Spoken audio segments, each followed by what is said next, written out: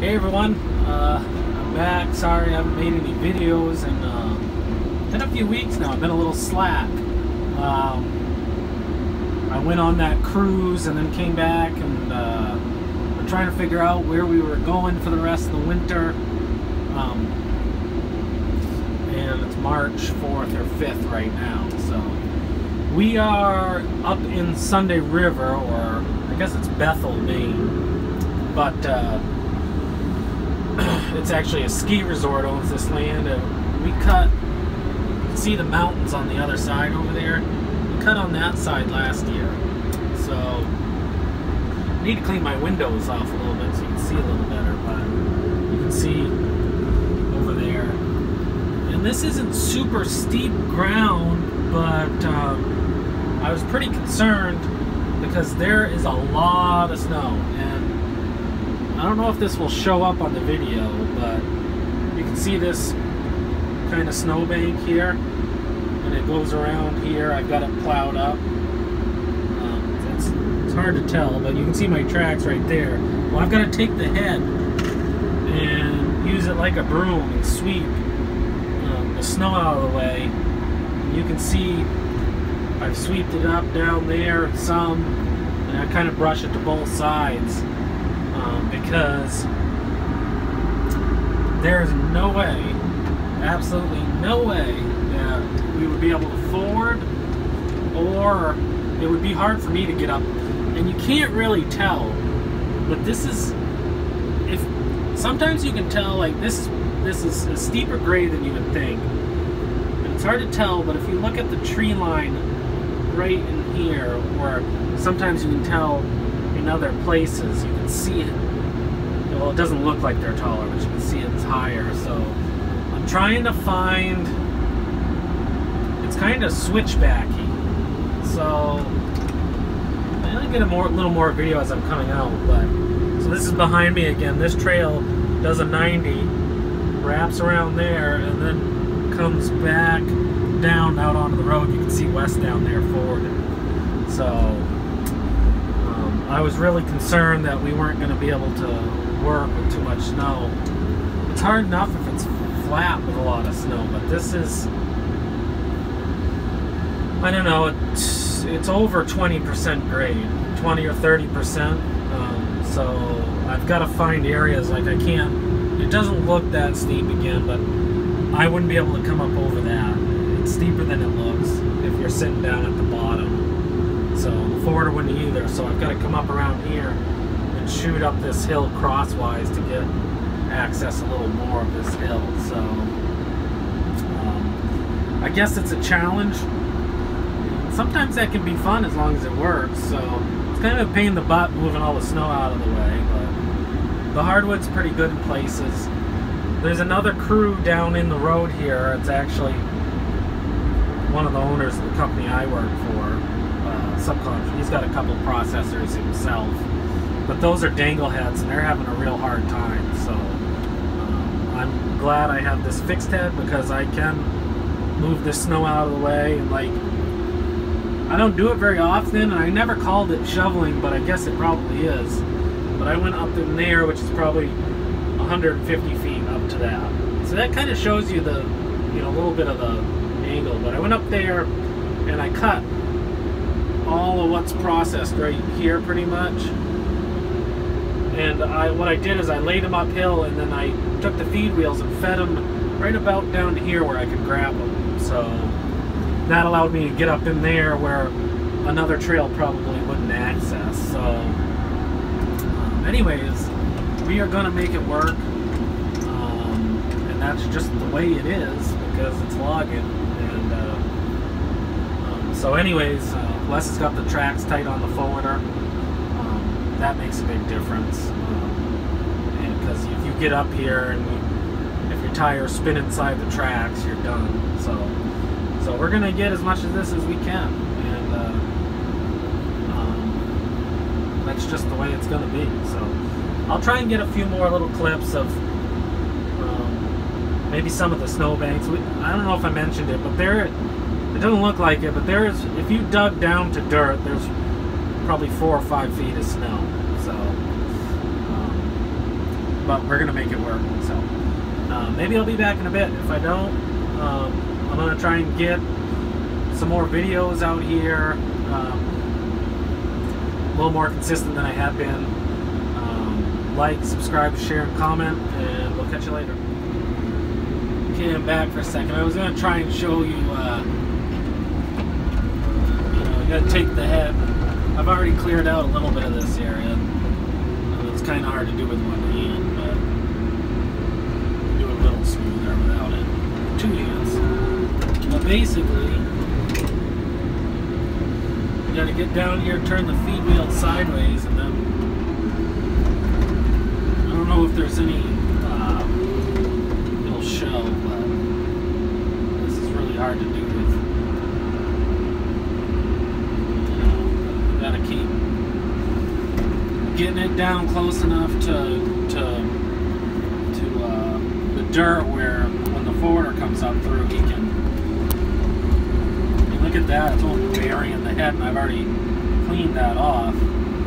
But I gotta get the snow off enough where the forwarder isn't. I mean, if I don't, he just won't make it.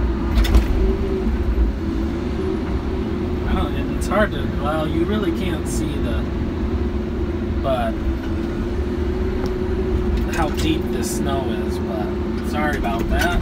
Ugh. But you can see, and I've already laid wood up in here, so it's packed it down a little bit. But that snow's up to about there on that head. So, and I'm 5'11", and that, I think the top of the head's a little bit taller than me. So, thought I'd show a little bit, but I gotta take this head and then pull these trees up, and it flattens off a little bit up there. So, thought I'd try to show you. It's kind of hard to do without GoPro mounted to my head, so where I can have both hands, but I'll catch it in a bit. Well,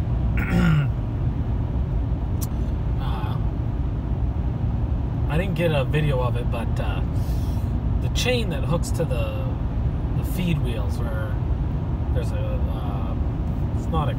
there's a clevis that hooks to the feed wheels. It basically, there's 2 feed wheels on each side, and it keeps the feed wheels from being able to just rotate in.